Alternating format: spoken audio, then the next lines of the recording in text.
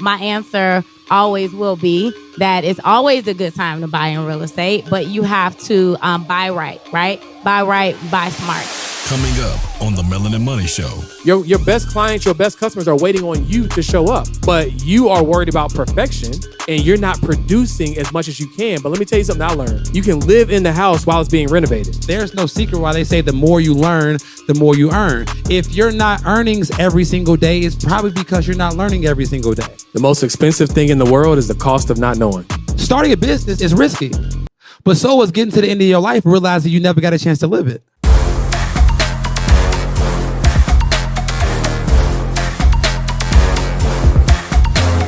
No further ado, we want to bring up our special guest for today. Rashana, come to the stage and give a warm round of applause for her. Let's go. So how many entrepreneurs we got in the room? Okay. Huh? Yeah, we are high. We are high. All right. So how many inspiring entrepreneurs we got in the room? How many of y'all don't know what y'all want to do yet? I mean, that's okay. That's okay, right? Because I promise you one thing is we didn't always have this figured out. I have my beautiful family over here in this corner, and if y'all can't tell, my twin sisters in the middle, apparently. And I just want to be honest with y'all. Like, I was petrified about going into entrepreneurship. I had a good job, and I didn't like it though because I felt like I was worth more. Has anybody felt like they was at their job and they were worth more? Right. So let me tell you how it happened for me. My cousin came in my room and asked me like, yo, cuz, what day of the week is it? I'm like, first of all, you came from your room to my room to ask me what day of the week it was? Like, you a grown man. And he's like, I'm like, bro, it's Tuesday. He's like, oh, I thought it was Saturday. I'm like, it is 8 o'clock in the morning. I'm getting dressed for work, bro. I'm like, bro, can you find some business? I'm like, how don't you know what day of the week it is? And he said, well, shit, cuz, it's because I do what I love to do every single day, so the days of the week don't really matter to me. He dropped that on me at 8 a.m. when I'm about to go to a job I don't want to be at. And I was like, is there a life that you can wake up every day and really love what you do? Like, that's crazy. And then I called my sister and I asked, like, I think I want to quit my job and I want to start a business. Like, should I do it? And I don't know, but you all know, but we lost our parents at 14 and 16. She said, if you can get through that, you can get through everything. So she gave me the confidence to start my business, and 6 years later, here I am. And I tell you all that story because we didn't have it all figured out. And so it's okay to not have it figured out, but what you better figure out is a circle of people that's going to support your dreams and not tear them down because they can't see them, right? The easiest way to kill a big dream is to introduce it to a small-minded person, right? So we have to make sure we keep getting in rooms like this to find support systems for our dreams, because the quicker you get to your dream life, the longer you get to enjoy it. Big facts. And typically on our podcast tours, we interview our guests and we ask a series of questions that are related to their zone of genius. But we kind of paid attention to what's going on in the world right now, what's going on, especially in the entrepreneur ecosystem. There's a lot of people being accused of scamming, and people just aren't being who they supposed to be, right? And so what we thought would be great is to have more of an open dialogue around just like, what does it take to truly be successful, right? What does it take to be an entrepreneur? Obviously, we're going to touch on some of the great things that she's done. She is a beast in the real estate space. So we'll definitely touch on that. We wanted to have an open dialogue around what it takes to be successful, right? Just kind of y'all being able to ask questions at some point and just be a fly on the wall to the things that really go on behind the scenes. Because I'm on this mission of trying to break the barrier of shattering people's limiting beliefs while also not oversimplifying what it takes to be successful, right? You ever seen somebody say they made $100,000 in a month and it's like, okay, well, yeah, that sounds good, but how? Like how did you do it? And you feel like there's missing context. Or what, more realistically, you hear that and it makes you feel even more small because it's like, well, heck, I'm trying to make 6 figures in a year. They talking about doing it in a month and in a day, right? But there's context to that. And we just want to be able to be that platform that breaks that down and shares the real truth behind entrepreneurship. So, first question. Okay. What was your entrepreneur journey like? What was the start? Well, first of all, who is Rashana Scott? And then what was your journey into entrepreneurship? Yeah. Hey, Chicago. Hey Chicago. What's up? So born and raised, Rashana Scott. I'm born and raised on the south side of Chicago. My south side, yeah. South side is legit. Harold's over Uncle Remus all day long and twice on Sunday. All day. But yeah, no. So born and raised on the south side of Chicago. I am first generation entrepreneur. I am one of seven. I am a real estate investor. I'm a Illinois licensed real estate broker. I have a team of real estate agents. I'm also opening a Keller Williams franchise location and on the south side of Chicago. Represent. Okay. And I'm also the founder of Flipping the Hills, which is an online community for women real estate investors. And so to answer your question, how did I get into entrepreneurship? It's funny because I didn't even know what entrepreneurship was until I was in high school. I was about 16. And well, first of all, let me back up a little bit. My mother said that I came into this world grown. Okay. I can sense the attitude. I can sense that. So, and I remember, I have memories. It's so funny of being a little girl. And I remember people calling me baby boss. But I was the youngest of 6 at the time. So I was likely just always trying to keep up with my older siblings and things like that. And so carrying that throughout high school, I knew that I wanted to be like running something someday, right? The boss of something. And so before I was 16, I thought the highest level of success that I could reach was like being a general manager somewhere. Like I thought like that's what I heard growing up was like, oh, the manager, right? Or the supervisor or like terms like that. Well, my high school had a career day. And I remember there was a gentleman who talked about, he was a manager at AT&T. So, right, I'm like, oh, he making like 6 figures a year, right? He's doing a good job. And he said, even though I work for AT&T, I do not depend on AT&T to provide for me and my family. He also owned 400 vending machines across the city of Chicago. And he talked about the process of filling it up, how much it takes to fill it up, how much he makes when it's emptied. He talked about the process. He talked about all these things. And that was my first introduction to entrepreneurship. So after that, I was like, okay, so not only am I like, oh, I want to be a manager one day. Like, no, I'm going to be an entrepreneur. Like, I'm not going to depend on anyone to provide for me and my family. Big facts. That's good. That's good. Yeah, it's good. Get that round of applause, y'all. And I think one of the lessons in that is that we all need to understand that one source of income is too close to no sources of income, right? If COVID taught us one thing is that we can't say we depend on this job because this job, when they have to cut expenses, they gonna cut you too, right? So I just always try to entice people that whatever your job is paid to do from 9 to 5, somebody else will pay you to do that same thing from 5 to 9. So if you can do it for 8 hours for somebody else, you can do it for 4 to 5 hours for yourself. And that way you can still start making money on the side. So all of you all that have jobs, that's cool, but you need to be doing something for yourself. Like imagine if the money that came from your job was play money and the money you made in your business covered your bills. You see what I'm saying? So yeah. You used the key word. You said process, right? He broke down the process for what it was like to have 400 vending machines. My question to you, what is a big misconception people have about getting into real estate without the context of the process of really being successful in the space? I mean, that's life. Seriously. Sure. The process of getting into real estate, number one, you have to have a team. And so if you skip that, I mean, who knows, how the trajectory of that career is going to go. So that's going to be the first step, in that process if you're looking to, invest and get involved in things like that. But yeah, missing out on those steps can definitely cost you in the long run. Got you. So one thing I would like to know, and I think we all should answer this question, right? Because so many people in this room, they know what they want to do, but they don't really know how to do it, right? So we see a lot of, how many of y'all have seen entrepreneurs on social media killing it, and they living their best life, but they don't show you what happens behind the scenes of having to have that life, right? It might look fun on the internet, but you don't see how they're struggling underneath that or behind the scenes. We don't show the failures. So I think that we all should hit on what's some mistakes that we made in our entrepreneurship journey that turned into blessings because we got the lesson from it. Yeah. I'll start. So partnerships for me was a huge learning lesson. So much so that I am writing a book about all the lessons that I have learned. No, seriously. Yeah, I've believe. learned through partnerships. Yeah. And real estate is definitely a relationship business. You know, it's a contact sport.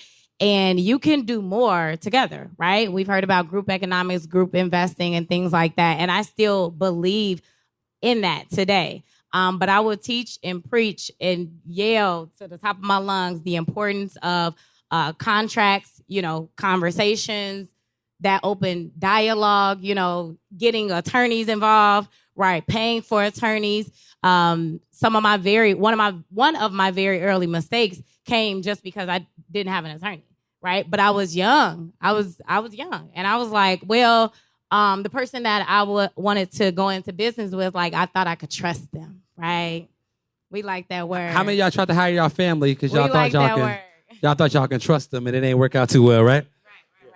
Right. But yeah, definitely, you know, partnerships, the importance of contracts, conversations. And literally what's so funny, just 2 weeks ago or 3 weeks ago, I actually fired an attorney to close on a deal. I hired another attorney, but I should have known that the first attorney wasn't my attorney when he sent me a Zelle request and didn't even send me an agreement. First of all, anybody in business still selling Zelle requests, they ain't got their back end together at all. Huh? So, you know, and first and foremost, I was like, there's no, you know, retainer or anything like that. But it's crazy. Like, but that was a lesson. And that was a lesson that I learned years ago. And so that, you know, it's still going on and happening to this day. Yeah, you said a lot, and I agree with all of it. One quote that I live by is, unarticulated expectations lead to premeditated resentments, right? Say it again, Turbo. I think they missed it in the back. Run Run that back, Turbo. I think they missed it in the back.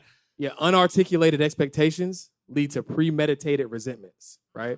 So many people are unwilling to have the difficult conversations on the front end that end up being more difficult on the back end, right? Actually, one of my good friends in the room, and we have had to have some challenging conversations. He's one of the first people who have really helped me understand what that meant. Curtis Walls, he's over there somewhere.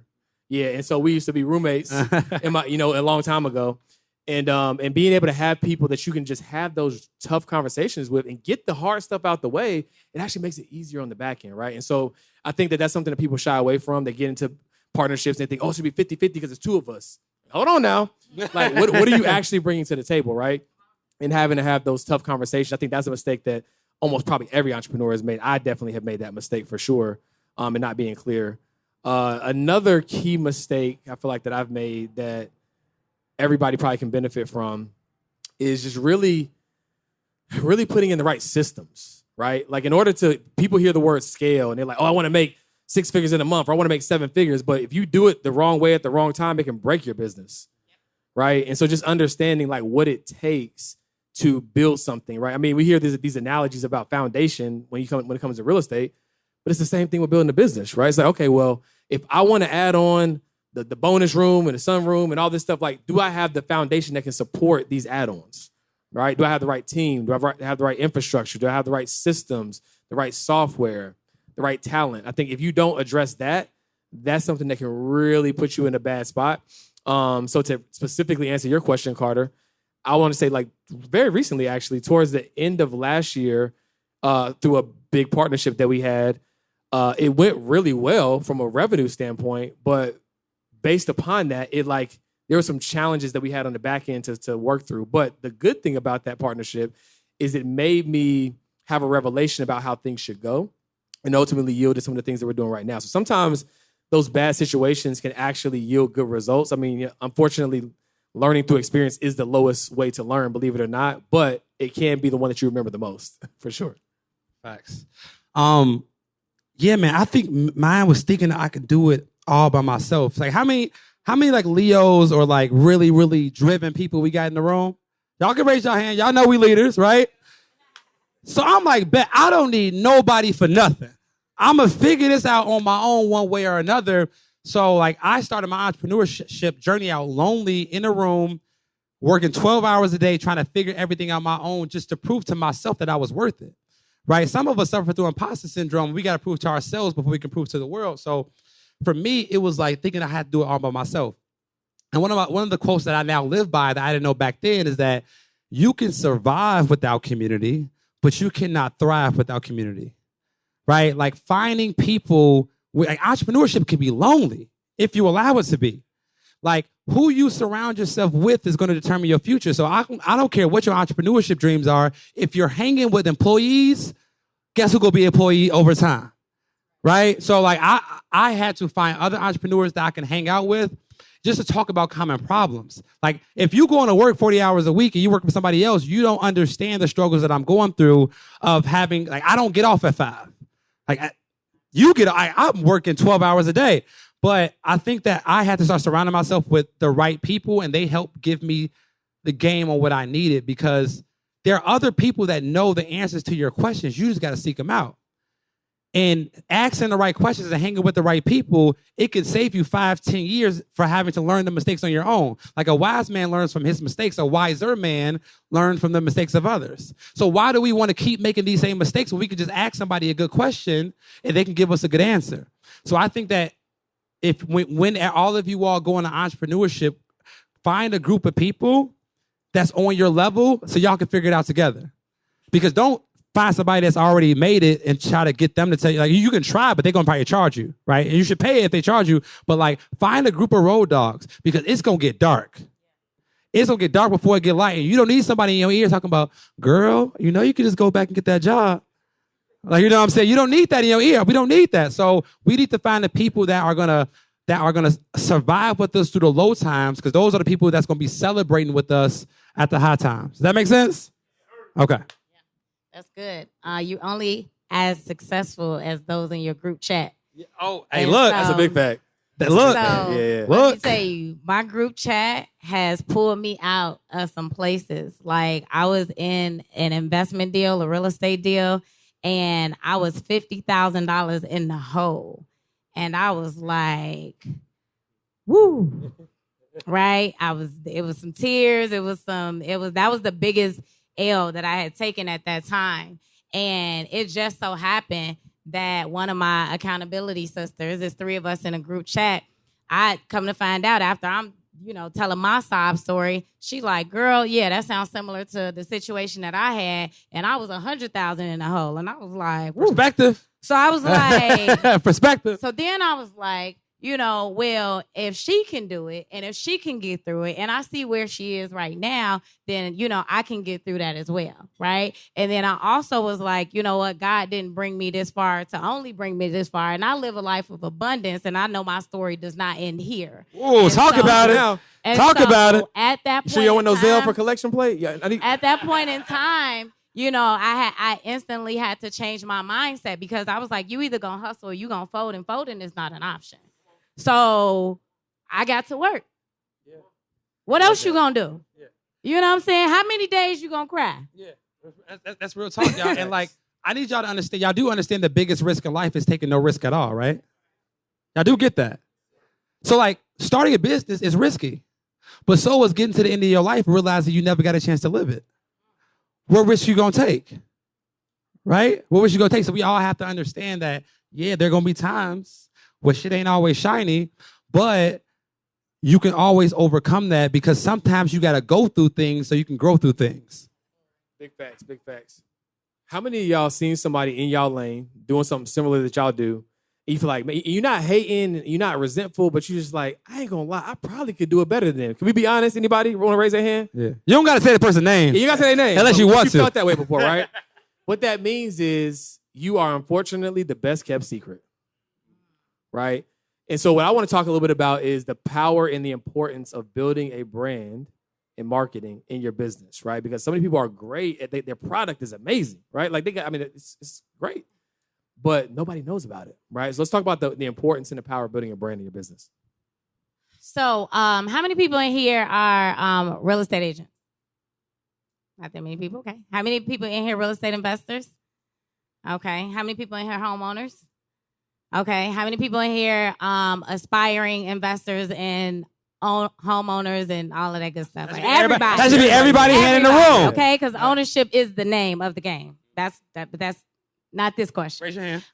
But Okay. yes, but ownership is the name of the game. But the reason why I asked is because I wanted to know like how many people were familiar with the industry on the agent side of the business, where there's a lot of realtors who pay $2,000, $3,000, $4,000, $5,000, $6,000 a month for leads. Right? For business to come in. For a lot of them, they call them like Zillow leads. They come in and, or you go on Redfin or something. They click a button, I want to see this property, and their phone starts ringing. That's what happens when you're looking for a property and you click, schedule a tour. It's literally whoever is the first person to pick up. Okay? In regards to my business, I don't pay for any marketing. I don't pay for any leads for any of that.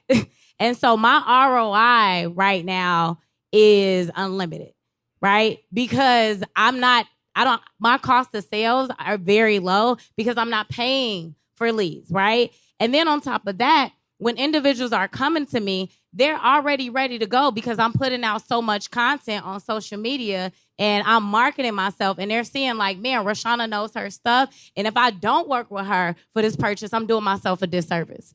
Right? Because she's positioned herself as a subject matter expert just by sharing my information. And he mentioned it earlier in regards to a lot of people deal with imposter syndrome, right? How many people have ever dealt with imposter syndrome? I know I absolutely have. And I was like, all I got to do is just document my journey. I don't have to show up and try to be the expert or try to think, well, who's going to, talk about this or say that. On the day that I passed my real estate exam, I posted on Facebook that I passed and I had my first client. But that wasn't because I was like, oh, I'm an expert in real estate. They had already seen me going to different workshops, conferences. I was showing up and I was going to every seminar that I could, and I was documenting my journey. And so if you want to grow your brand or your business on social media and you have not posted that you're at this event today, then shame on you. Okay? Because people want to work with who they see working. And if this is an event to where you're showing up and you're investing in yourself. Right? And so that's really what I did to build my brand. I showed up and I was eager to learn. And I was just documenting my journey. And then next thing I know, I was posting a lot of the information that I was sharing because I had a love for investing. And that's how I started attracting a lot of investors because I was just sharing information that I was learning. Big facts. I'm actually, Carter, I'm going to let you go last. Because when it comes to branding and marketing, how many of y'all ever seen my ads before? How many of y'all ever seen my social media? I got ad spin going up. If everybody ain't raised their hand, that means ad. Don't worry about it. Go ahead. Okay. But no, I wanted to let him go last because when we first decided to partner together, one of the things that I decided to peel back on a little bit for the sake of team was marketing. I was like, okay, well, I want to be a better CEO, right? In order for me to be that, I can't be all things to all people. And even though I love marketing, I was like, who else could do it almost as good as me? Who else could do it just as good as me? This guy. And so I gave him the ball and he ran with it really, really, really, really, really far. And we have a unique perspective on marketing. So the thing about marketing is this, or branding in general, is brand is what people say about you when you're not in the room.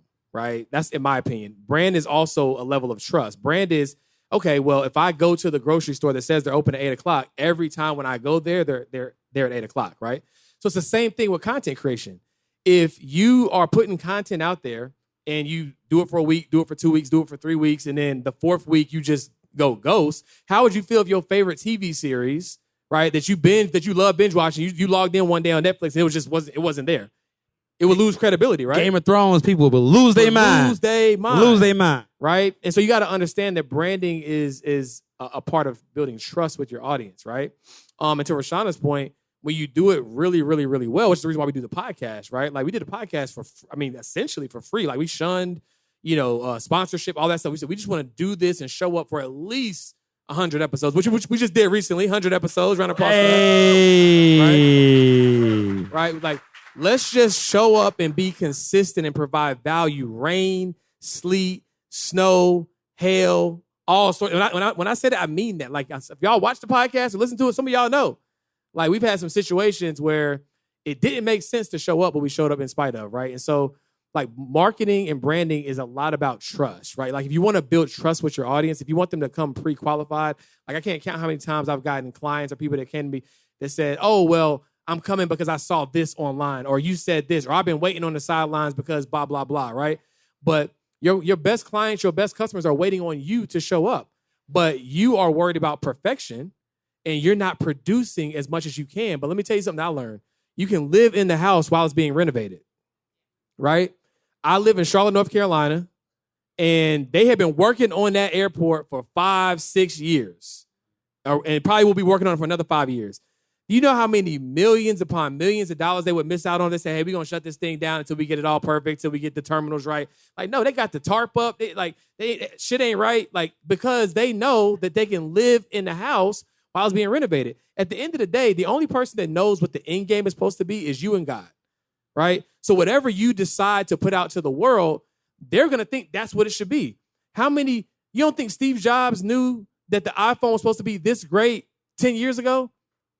Of course he did, right? He's a true visionary, and he's a visionary of all visionaries, but he was willing to put it out, and then they still do it to this day, and they push out updates. They know that this kink probably ain't going to work, but let's go ahead and put it out because we don't want to miss out on this being $1 trillion company. Then we go change the charger to make them buy new chargers. Then we go change the headphones, make them buy new head. Like, yo. Yeah, and so it's like you guys have to be willing to show up for yourselves in spite of how you feel, in spite of like imposter syndrome, in spite of perfection, because at the end of the day, your obedience is tied to somebody else's destiny, right? Like you might not think it's that deep, but you being who you were called to be is going to be what somebody else needs to be who they're supposed to be. And to me, that is the importance and the power of marketing and branding. Which part? Oh, your obedience is tied to someone else's destiny. Who got the most notes in this room right now? I think my brother at the front. Now, I don't know. My brother right here going crazy. Note takers are money makers, y'all. For real, note takers are money makers. So, marketing, where do I want to start? Okay, so raise your hand if you ever have eaten McDonald's. First of all, keep your hand up if you still eat McDonald's. Stop, okay? You are grown. Get it together, all right? He had a 6-piece nugget on the way here. But no, so we didn't eat McDonald's because they had the best burgers. We ate McDonald's because we saw them on every corner, right? And one of my favorite quotes that my mentor gave me, he said, Carter, if they don't know you, they can't flow you. Period. Like George said, some of y'all are the best at what you do, but you're also the best kept secret. I can't pay you if I don't know you, right? So when it comes to marketing, when it comes to branding, I don't think there's a more important thing to do in your business. Like, how many of y'all don't like creating content? Can you please raise your hand if you don't like creating content? Okay, cool. I'm not gonna get on that one. But there's currency in consistency. You don't gotta be great, you just gotta show up. Right? People want to come along with you on your journey because they want to see that you somebody that went through something to get to something. Right? So I think when it comes to marketing, my whole thing is like I say this all the time. Y'all probably heard me say it. I'm gonna say it again regardless. Becoming a millionaire is not easy, but it's simple, right? It's not easy, but it's simple. And one of the things you have to do is you have to implement this 3E formula that I teach all my students or whatever. And the first E stands for, if you want to become great at whatever you do, and this goes to marketing too, you have to get experience at what you do. The problem with a lot of people, they try to teach something they ain't done themselves, and they wonder why they suffer from imposter syndrome because you ain't do it. If I say you didn't do it, you going to believe you ain't do it, and then you have a problem when it comes to showing up social media. So a lot of people, they can't show up because they haven't actually put in the work to show up, right? So the first thing we need to do is get experience in everything we do. If you cut hair, if you flip houses, whatever you do, spend some time getting experience. The second thing you have to do is you then have to become an expert. And I tell people this is 2 phases. You have to become an expert to yourself first before trying to become an expert to everybody else. See, when you go put yourself on social media, but you haven't gotten over the imposter syndrome of being an expert, as soon as somebody in the comments hate on you, and they go hate on you, because like if you don't have haters, that means you ain't doing nothing important in life, period. So they going to hate on you. But if you put in the reps to become an expert to yourself first, then you can start becoming an expert online. And all y'all got to do, whatever you're doing, y'all want like how to make $1 million and like make a lot of money and be seen? Yes, sir. Nah, they don't want the sauce.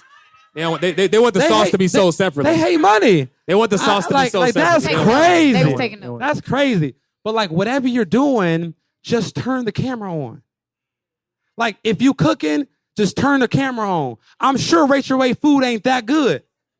But what did she do? She turned the camera on. Right? So all we have to do is like whatever we doing, just turn the camera on. It don't got to be perfect. It don't got to be great, but just turn the camera on. And after enough reps, like you going to get good enough to where your content is worth like, you know, the big stages, but we all have to start somewhere. Because once you build a brand, once you become an expert to the people, you then can educate. And one of the things I want you all to take away from this talk, you take away from nothing else, you always get paid more teaching what you do than doing what you do.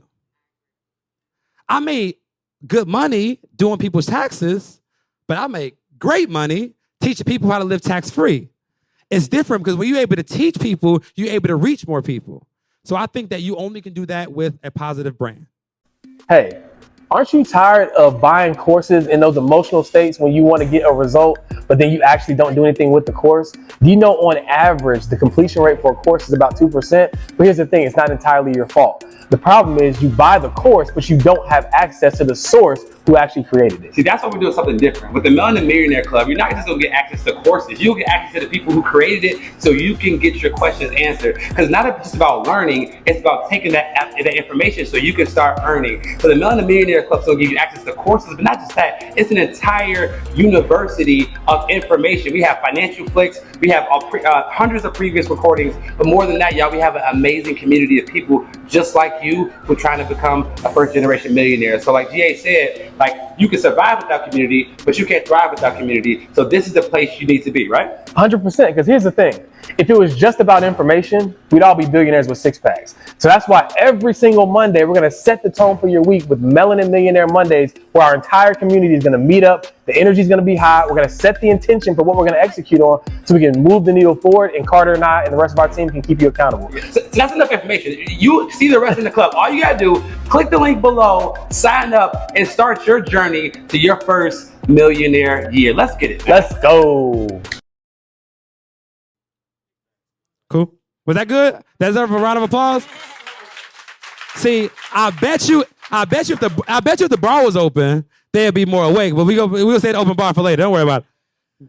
No, that was good. That was good. One thing that I've been really harping on in this transition of just like really, because you know people will put CEO in their bio, right? It's like I'm a CEO. You know CEO of what? Right. Of who? But like it's a thing. A lot of people ain't even the CEO of you. Big facts.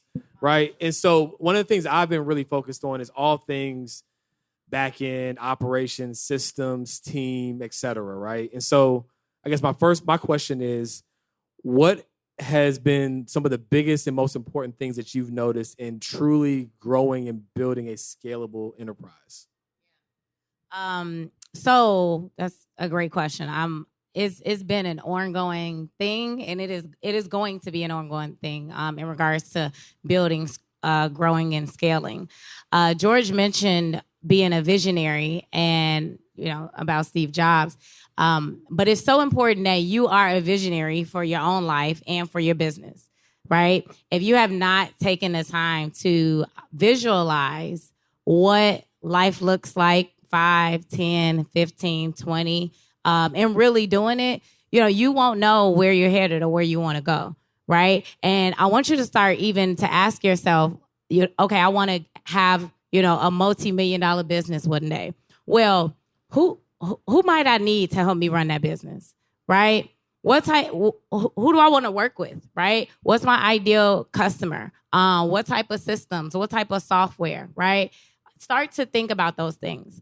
And so in regards to building and growing and scaling a real estate business, one of the very first things that I implemented was like email templates, right? How can I give clients updates quicker, right? How can I talk to my clients less so I can go and do more, right? I'm sending out a lot of the same emails. Why not build a template for it? And you'll be so surprised at that tiny little bitty tweak, how much more effective, that makes my business. And then you can start to get those emails on automated through other systems, right? This happens with a client profile, and then we move them over here, we click a button, and then, things start to happen. So that's been instrumental. That was one of the very, very, very first forms of, I guess you can say, scaling that I implemented years ago. And then the second thing was just building out overall processes in general, right? So SOPs, everybody knows what SOPs are. Yes. If you don't. Okay, I was about to say, what does it mean then? Okay. Is there anybody who does not? And it's okay if you do. Okay, we got one in the back. So SOPs is standard operating procedures. It is how you do what you do for every step in the business, every step in the process. If I want to take a vacation, how can I turn to the person to the right of me and say, I'm going to be off, for a week, and I want you to do everything that I do. Good luck. Right? Right. So you can't do that in a business without having documented processes. And so that's been huge, obviously, in regards to scaling. And like I said, just knowing where I want to go and where I want my business to be. And then the systems and the people that I have to put in place. And then also, in addition to that, investing into leadership coaching, training, and development, and business coaching. That has been huge as well, because individuals who are your coaches, and when you're doing leadership trainings, like, they can help you see things that you don't see, right? And they can help you see like holes in your business where you feel stuck and you're trying to figure out how to get to the next level. You need someone that you are paying, that you can bounce ideas off of, who have your best interests at heart, right? That's huge. I'll hit on mentorship, and then you can hit on more systems, because I think that's super important. How many have y'all have a mentor? Raise your hand. How many of y'all have keep your hands up if you have a mentor. Everybody has a mentor. Keep your hands up. How many of y'all have a paid mentor? Keep y'all hand up. So the rest of y'all have mentors for free. Okay, cool. Let me tell y'all something. When it comes to like becoming a business owner and really getting to that next level, I believe you have to invest in yourself in order to get to the next level, right? Like, we all know that we need to invest in stocks and we need to invest in the S&P 500. But shout out to my brother Alex Emoji, who said before investing in the S&P 500, spend a little money in investing in the SME 500, right? I need y'all to write this down. When you pour your wallet into your mind will fill up your wallet. Okay? When you pour your wallet into your mind will fill up your wallet. And the more that you learn, the more that you earn. Right? So we need, like, it hurts me. I don't say it hurts me, but when people go in my DMs and say, "Hey man, can I pick your brain?" Like, please wait, hold on. Okay, I need y'all to raise your right hand. No, it's everybody. Raise your right hand. Everybody. And repeat after me, if that's okay. I will never, ever ask somebody to pick their brain. Because let me tell you what that says to me. I've invested over $400,000 in my personal development in the last 24 months. Cash. You want to come pick from the garden that you ain't helped plant? Like, that's another form of disrespect. You trying to rob me, but you ain't telling me you trying to rob me. Right? So I think what we have to do is like, if you want to be successful, just find somebody who's doing what you want to do and pay them whatever they cost to teach you how to do it. Because you're either going to pay to get information or you're going to pay life for not having it. And life will always charge you more for what you do not know. Right? So like, I think that when it comes to like systems and building, like, I think you have to get a mentor, because this is somebody who's leading the path to where you want to go. He tells you, you tell your team, right? And it starts with that. So, I agree. One thing that stands out to me is if you are valuable to your business, then your business is not valuable, right? And what I mean by that is if George gets hurt or sick, can't do it, and the show can't go on, then is it really a sellable, scalable enterprise, right? So just making sure that you think about how can I build a business that if I wasn't at the center of it, it can still run. If you walk into Charles Schwab tomorrow, you're not going to talk to Charles. Spoiler alert, right? You're not going to talk to Charles. What right? Charles at? Right? Yeah, hey, look, man, I came with Charles. Exactly. What Chuck? You know what I'm saying? Like you know him personally. So like you have to start build, like she mentioned SOPs, standard operating procedures.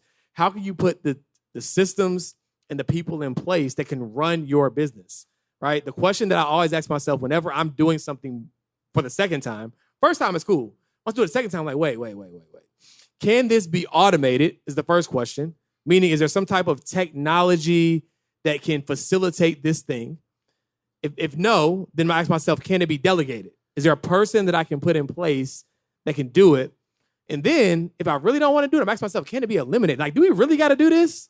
Right?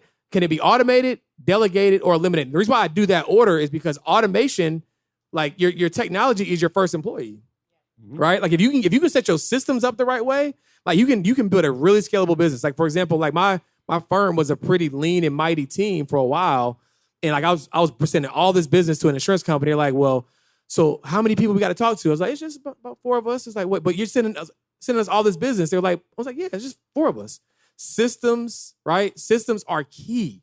When you can put the right systems in place, Zapier, automations, if this, then that. People talk about AI and algorithm. All the algorithm is if this, then that. That's it, right? If this happens, this happens. If somebody, matter of fact, I'm gonna give y'all a gem real quick. Y'all ever heard somebody say a comment tour in the comments, right? And they respond immediately? That's a system, right? It's a system called ManyChat. And that allows for the person to be able to send you an automatic message, respond to the comment first, then send you an automatic message to the link, right? But because they're responding to every comment, now it's amplifying the engagement of the post, which is going to get it more visibility, which is going to just increase the result. That's a system, right? And system sounds so deep, but all system really means is at the end of the day, it will increase the probability of success. If you want to work out more and you work a 9 to 5 or whatever the case may be, you leave your house, a system might be, let me put my clothes in the passenger seat so that when I leave the office, I increase the likelihood of me going to the gym. It ain't gonna guarantee it. You still gotta go, but it's gonna increase the likelihood, right? Or if I keep leaving my clothes in the dryer until it's time to wash clothes again, maybe if I dump them on my bed, I might fold them or I might just push them to the side, depending on who you are, right? Depending on how tired you are that day. Depends on how you are, right? So like a system, all it does is it increases the likelihood of success. I mean, even technology is gonna be finicky, but that's why it's so important. So for me, I've been really, really focused on that because I've had situations in my life that revealed if I don't have this in place, I could be screwed, right? Like I've had an extensive surgery where I was out of work for a period of time. I got robbed at gunpoint this year, right? And if it went a different way, like would my business be able to go on as it's going on right now? And I was able to answer like, a lot would be able to happen, but not everything. And that shifted my paradigm on continuing to lean into making sure I have the right systems in place to make sure things can run without me. Because everybody wants to talk about generational wealth, but nobody has a generational wealth plan. Who can run payroll if you die tomorrow, right? Who has access to your bank account? Who would run the business, right? These are questions that are uncomfortable to answer, but if you don't have an answer to them, guess what? This business that you put blood, sweat, and tears in for the past 3, 5, 10 years dies with you. Period. That's the importance of systems. Yeah, I think systems, you taught me this, systems stands for save yourself time, energy, and money. And stress, right? Systems, okay, and stress. Yeah, right. Yeah. So let me just tell y'all what my first system that I think it's a lot of starting out entrepreneurs. Here's how you free up at least 8 hours a week. You're gonna go to loom.com, you'll go to loom.com, and I want you to create a never do again list. Okay? I want you to create a never do again list. This is a list of things in your business that you hate doing and that you're never gonna do again. Then you're going to create a Loom video, so loom.com is a place where you record videos. You record yourself doing it one time, and that's going to be the last time. Somebody say the last time. Somebody say the last time. The last time. Right? This will be the last time you ever do it again. Then you go create a never do it again list. You create a Loom video for it. Then you're going to go to onlinejobs.ph. Go to onlinejobs.ph. You're going to find you a worker in the Philippines. Let me tell y'all something. If we don't get our shit together, we're going to be out of work. I got a woman that works for me in the Philippines. She does more work in my business than 70% of my staff. And she's a fourth of the cost, right? So you go to onlinejobs.ph. You're going to find a VA in the Philippines. You're going to give them that document, that never do again list. You're going to give them those videos and say, hey, these are now your job. I'm going to send you an invoice every month. Let me know if you have any questions. Like, if you don't have an assistant in your business, guess what? You are the assistant. So there goes that. Right? Yeah. Is that helpful for anybody? Was that really helpful though? Yeah. Okay. So now let's talk about real estate, if you won't mind, because you are one of the real estate queens. Shout out to Flipping Heels. My question is, like, in Chicago in today's market, right? I just actually just bought my sister a house. So hey, give my sister a round of applause right there. Is it a good time to buy in Chicago asking for a friend? Because we just bought. So, like, is it a good time? It's too late now. Yeah, hey, look, I figured it out. Real estate in Chicago, where are we at in the market? Is it still a good time to buy? Give us your opinion on just real estate in general. All right. So I literally just posted this video like 2 days ago. It's the number one question asked. I actually have a few clients that are in here. Is it a good time to buy real estate? And that is the number one question through every market cycle, right? And the thing about working with investors, the number one thing that I noticed is that investors don't start buying, when the market shifts. Investors just shift their strategy in every single market, downturn, upturn, whatever the case. Same thing in business, right? We just came out of a global pandemic, and the number one word that was floating around the entrepreneurship community was pivot, right? How do we pivot? And so my answer always will be that it's always a good time to buy in real estate, but you have to buy right? Buy right, buy smart. And what does that mean? Well, maybe don't buy at the very top of the market when rates are super high, inflation is high, prices are high, everything is high. Maybe you might go in and do, an FHA 203K loan, where you're going in and you're buying a low down payment option, where you're going in and you're doing a renovation, you're doing some value add, and that property is going to leave you, some equity, right? I said this earlier. At the end of the day, ownership is the name of the game. So I'm not just going to say, invest in real estate because I'm biased, because I'm a realtor, and because I want to make a commission. No, like he said, your dream can die with you. Your job absolutely is going to die with you, right? And so you cannot pass down a job, but you can pass down generational wealth, properties, ownership, right? Even if you buy today, it's been historically proven that properties at least appreciate, 3 to 4% nationwide, right?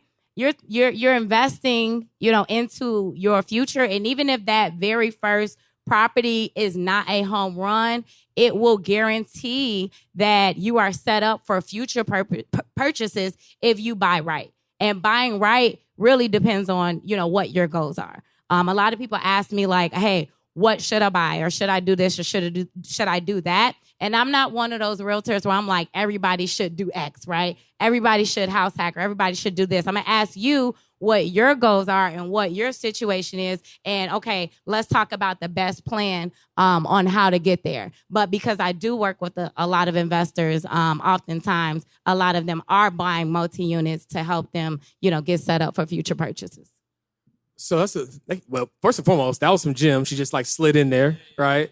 But my question is, I feel like in today's environment, a lot of times people will act like buying a single family home that you live in is just like the worst thing you could do, right? Like, what are your thoughts on like just buying a house to live in? Is that a bad idea? Should someone do house hack first? Should they just give your thoughts on like the path to leveraging real estate as an investor, and if buying a single family home is truly a bad idea? So again, no, I'm definitely not against that. Buying a single family home is a bad idea. I'm definitely not against that. Ownership is the name of the game. So own you some because ownership is the name of the game. All right. Ownership stands for own you some shit. Oh, that's dope. You know what I'm saying? I'm the only person that just caught that? Okay, my bad. All right. So everybody got that? So if you want to buy a house, buy a house. But if you want to house hack and you want to what does house hacking mean? Okay. So if you want to build generational wealth through investing in real estate and leveraging low down payment options, and you're okay in living in a building with other people, because you got some people who are like, I've never grown up in an apartment. I have no idea what it's like to live with other people in the same building as I do, right? But if you're all good with that, then absolutely, let's talk about purchasing a multi-unit and what that means, and what that can look like. House hacking essentially is buying a multi-unit or a property where you live in one unit and you rent the other units out, right? The hack is that the rental income, the tenants are paying for that mortgage. At one point in time, you could live rent-free or mortgage-free, but in today's world with increased rates, you may not be living mortgage-free, but you're definitely, paying into your ownership, okay? And your equity. And so if you want to purchase a multi-unit versus a single-family home, let's take the example of an individual that is approved for, let's say, $400,000. And they decide that they want to go and buy a single-family home. That's great. Now, let's say a year or two from now, they're like, man, you know what? I want to build generational wealth. I want to start buying other properties. Well, you're living in a home, and if you want to turn around and buy another property, an investment property, you're likely going to have to put 20% down, right? Because, you're working at a job, maybe your income didn't increase a ton, but you were approved for $400,000, and you spent that entire $400,000 on one single family residence. Now take that same individual, approve that $400,000, and let's say they're going to buy a multi-unit. They're going to buy a 2-unit, a 3-unit, or a 4-unit, depending on the market that you're in. And the rental income is going towards your income to where you can get approved and purchase another property. And according to FHA, you only have to live in a property for a year and a day, and then you can move out and you can do it again. Right? So you can leverage low down payment options to build generational wealth through investing in real estate, and you can house hack by having the rental income help you qualify for another unit, especially after you've lived there for a year or two. The unit that you're also living in, even though you don't have it rented out yet, there's something that's called projected income, because you can show the bank that you've been a successful landlord for the past year or two. So even they will estimate what the rental income will be on your unit, that income, and they'll help you qualify for another purchase. That deserves a round of applause, ladies and gentlemen. Oh. Jesus Christ. Can somebody say no sauce sold separately? Because shoot. You know how you go to a fast food restaurant, they give you like 1-2 sauces, you try to get a third one, it's gonna be 25 cents. Yeah. Right, but no, that was a gym. That was a bar. That's real. And I think what's also in that is, since you're renting out 50% of the building. Okay, here we go. I knew it was coming. All right. I knew it was coming. I would be remiss if I didn't give it. You know what I'm saying? Now that you're renting out 50% of the building, 50% of the building expenses is now tax deductible. So now you're able to write off 50% of the mortgage interest. You're able to write 50% of the homeowner's insurance. You're able to write off 50% of the HOA fees, 50% of the property taxes. So now not only are you getting rental income, now you're cutting your tax bill almost in half, because half of your property is a residential, but half of your property is a business. So like these little strategies like this, y'all, this is what like helps us get to generational wealth. There's no secret why they say the more you learn, the more you earn. If you're not earning every single day, it's probably because you're not learning every single day. So you need to do whatever it takes so you can start learning more, so you can start earning more. The most expensive thing in the world is the cost of not knowing. Right? Matter of fact, we're going to do a quick exercise just to validate this. How many of y'all scream pretty loud when y'all say y'all want to be millionaires, right? Can you remind me who want to be millionaires real quick? Okay. Most people got pens, papers, notes, iPhones. Okay, cool. Here's what I want you to do. I want you to write down $1 million at the top of your page or in your iPhone note, either one. Okay? And for those who don't know, it's 1,000,000, just in case, right? Then what I want you to do is I want you to write down how much money you made last year. Whatever that number is. You don't got to show it to nobody. You don't got to cover your paper like you in school. You know what I'm saying? Hide your phones. People, right? People pocket watching them. Right. Okay. Now what I want you to do, I want you to subtract that number from $1 million, and then, of course, you'll know what you get. And what you'll realize is that if you don't know how to make $1 million, that's what it's costing you, right? The difference between what you make and the goal income that you have, that's how much it's costing you to not know how to make it. So the reason why Carter Harper's so big on mentorship is because there are a lot of people out here who can guide you on the path of becoming a 7-figure earner or having 7 figures in net worth. And it's not costing you whatever their program is, whether it's 5K or 10K or 15K. It's costing you that number that you just subtracted from $1 million. Whether you want to believe it or not, that's the truth. And every year that you keep delaying it, life is charging you again and again with interest. So that hopefully will shift your paradigm on when you have the opportunity to invest in somebody. Now, here's the thing. Of course, do your due diligence. Make sure they are who they post to be, right? Like do your homework, but don't be afraid to invest in yourself because it can change your life. One piece of information can literally change your life forever. So our show is called The Melanin Money Show, obviously. And our goal is to create melanin millionaires. So one of the Be more specific about the goal. You just please. We want to help 1,000? Was it 1,000? 100,000? 100,000? What Soulja Boy say? 1,000? No, 100,000. No. We want to help 100,000 people of color achieve their first $1 million in net worth, and we're leading by example. Like you have to become a millionaire first to teach other people how to do it, right? So one thing we love to ask our guests is, what does being or becoming a melanin millionaire mean to you? The first thing that comes to mind is that your world has to be so big that other people can see themselves in it. That might be the best one. I ain't gonna hold you. In 104 episodes? Yeah. At least she started off strong. We'll let her finish, but she started off strong. That's good. She came in hot. That was good. And that actually, I can't take 100% credit, but that came through me investing in coaching, in business coaching. I was going through a challenging time with my team. And I was like, man, going through, higher fast, fight. Higher slow, higher fast. Right. You ain't fired a lot of people in your day. And so the quicker you can get to that, the better off, you'll be, right? In business and understanding and knowing that, okay, this is where I see my business going. This is where I see my business growing. Again, this is who I need in place, what I need in place. And you're going to get there through leveraging systems and leveraging people. And that's one of the biggest lessons for sure that I've learned in regards to being a visionary and wanting to scale and grow and scale and grow and scale and grow. I'm that type of person, as entrepreneurs, like we still have ideas at all the time, right? Like, man, I want to do this. I want to do that. I want to, right.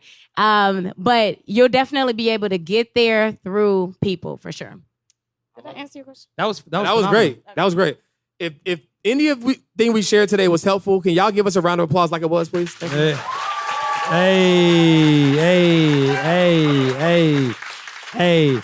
Okay, y'all. So here's what we're gonna do. We're gonna go off stage. We're gonna play some music. I want you all to network with at least 3 people you do not know. Me and George met in a room like this 4 years ago, and we've made hundreds of thousands, if not millions of dollars together. And it came from a room like this. So I know you came with your homie and your homegirl, but I need you in this intermission, talk to at least 2 people you don't know and get some new information. Y'all, your next business partner, your next investor, your next future business partner could be in this room if you allow them to be there. Okay? So before we leave on 3, I need y'all to stand up as future millionaires and scream to the top of y'all lungs like y'all gonna be future millionaires. 1, 2, 3, millionaires stand up!